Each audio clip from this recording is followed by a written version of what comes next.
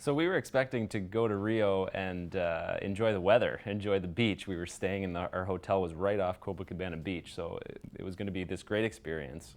And we get to Rio, and the weather is just awful. And it was like ridiculously bad. Like it rained the entire time and was cold, I remember. And it wasn't normal for that time of year, and so it was kind of out of the ordinary. And that created some problems for the organizers, especially related to the final site, the main site where the vigil is, the overnight vigil on the Saturday night and the Sunday Mass with the Pope. And so I remember there was this discussion amongst the organizers the entire week about what they were going to do, because we were all dreading the walk to the final site. First of all, there was like no public transportation out there. I mean, they had some buses, but I don't, how are you going to move 3 million people into another site in the course of a few hours, So it was far. I don't remember, it was like 16 miles or something like that.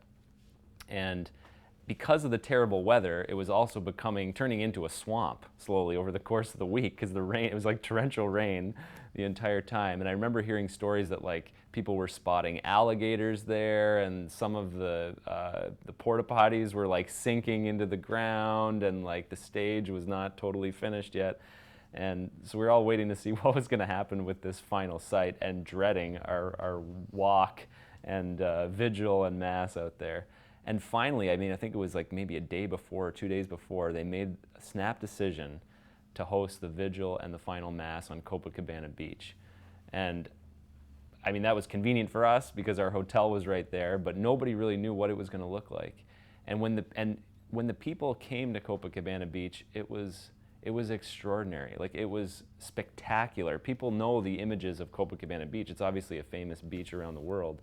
But to see 3.5 million people out there waving their flags and singing and sleeping and dancing, doing everything, was really, really amazing. And I thought, wow, this is, God works in these kinds of ways, amidst the chaos pulls out something beautiful. And it was really those unforgettable images.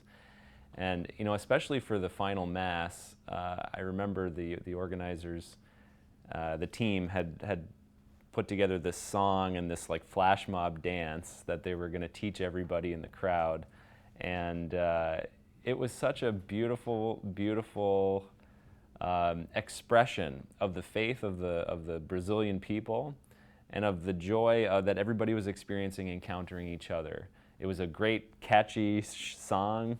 And watching all these priests and bishops, dancing and not really knowing what they were doing with their horrible dance moves, but getting into this flash mob and singing along was great. And relatively few people were coming from other parts of the world, know Portuguese, so we had to look for the translation of the words of the song. But they were really beautiful, and it turned out to be this welcoming song to Pope Francis to say, "We're so happy you're with us.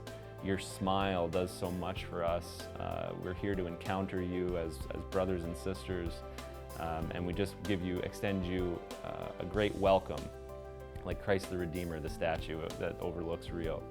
And it was just an unforgettable moment, kind of climax to the whole thing, and just knowing that a few days before, we were expecting to be somewhere else. But the sun came out on the Sunday, and those images of 3.5 million people on Copacabana Beach, I'll never forget.